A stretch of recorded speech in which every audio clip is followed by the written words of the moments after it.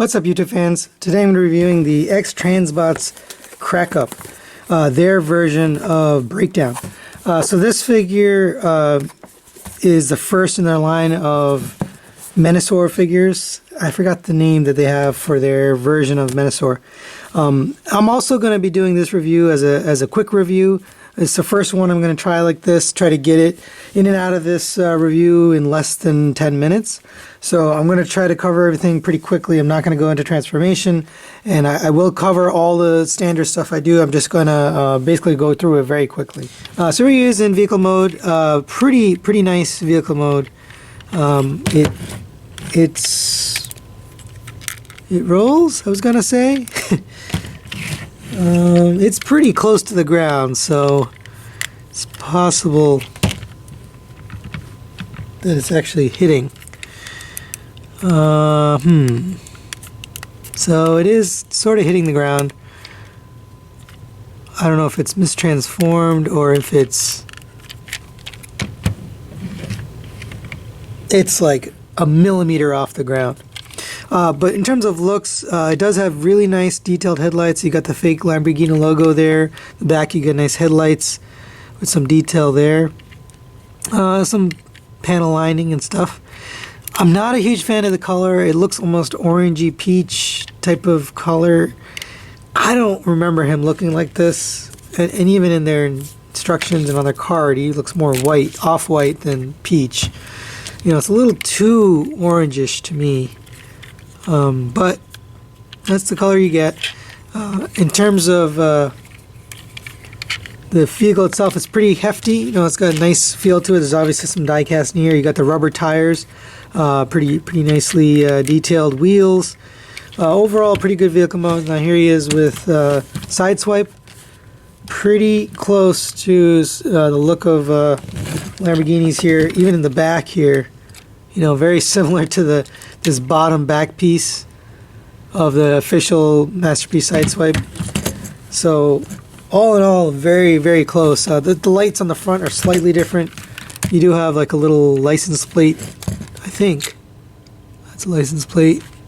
I don't think it says anything, but this one just has the black. You do have the lights, but they're a little closer together. Very close in terms of size. But in case you want a measurement, here it is. He's 5.5 inches from front to back and 2.5 inches across, and he pairs up well with these two guys here. You know, Masterpiece Sunstreaker. I love this guy in robot mode and vehicle mode. Let's take a quick weight. So we've got 6 3/4 ounces. So just for comparison, this guy is 4 7/8 ounces. So quite a bit heavier, quite a bit more die cast in this guy, which I like. You know, I'm glad that they include that extra die cast to give the figure a little more of a premium feel. But in terms of these vehicles, he looks really good. I think this was a good choice, a good design. My only complaint would be the orangey peach color of the vehicle mode. You do have the gun, which does mount in vehicle mode right here, and you can angle it up and down a little bit, similar to these guys here. So that's fine. But that's really it for vehicle mode. Very nice vehicle mode. I'll just show it up close here. I think they did a great job with this. At least the look. My only complaint is the peach color, but can't have everything. I hope they maybe put out a white version. That'd be nice. But that's it for vehicle mode. We're going to get this guy transformed into robot mode, and we'll be right back. Alright guys, we're back from transforming, and this guy's kind of a mixed bag for me, so I guess I'll explain, you know, what I mean by that. So as far as X-Transbots goes, this guy is a little better than what I've had in the past with X-Transbots. So I had their Apollyon figure. I still have their Cyclonus figure that they plowed, their Elegos figure. And both of those were really kind of a mess of a transformation. Just too over engineered, too complex. And, you know, in some cases to the point where it actually was easy to break. This guy is not like that. You know, the transformation makes sense, but there are still some over-engineered parts. Like this is one of them right here. You know, this shoulder joint pops out. So in terms of, you know, comparing him to other X-Transbots figures that have come out, I think that's an improvement in terms of the complexity of the transformation and the, you know, the delicate nature of their figures. And what they're known for is they make very beautiful robot modes and vehicle modes. They're very accurate to the G1 cartoon. But the sacrifice they make is the transformation and engineering is kind of not great, you know, and that's where, you know, they've been falling short when compared to other companies like Fans Toys. You know, it kind of reminds me, and here is Red Alert.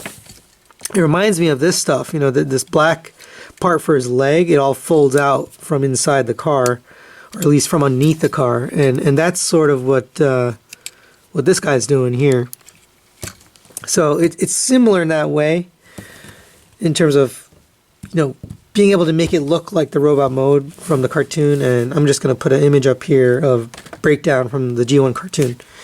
So they've kind of nailed it, but what they missed is they tried so hard to get this cartoon accurate, and there's some shots where he has this peach colored, you know, body, but you can see, you know, this chest is white or white-ish, and actually, you know, this is white, and this is like a slightly different color white, and this is peach, and that throws things off for me. I don't really like that, and that's kind of the issue I have with this figure.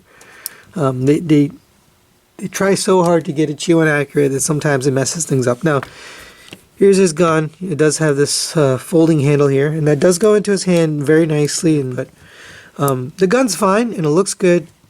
There's nothing wrong with that. In robot mode, he comes to just under 6.5 inches tall.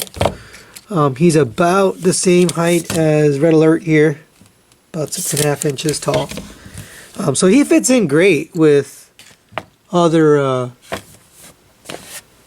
Masterpiece cars. Now let's go over articulation here. So let's just take the gun out for 1 second. So he does have a ratcheted joint going out this way, and same for the legs. There's a soft ratchet going up and down this way, but then this way it's not ratcheted. It just kind of rotates. It does run into the back here. It kind of hits. You do have double jointed elbow all the way up, and the elbow's fine. There's a little bit of gap there, but that's okay. Rotation at the hand and a single pinned joint for the entire hand. There's no pointer finger. You do have a waist swivel that is hindered by this backpack, but it's fine. It's good enough. And then looking at the legs, you do have a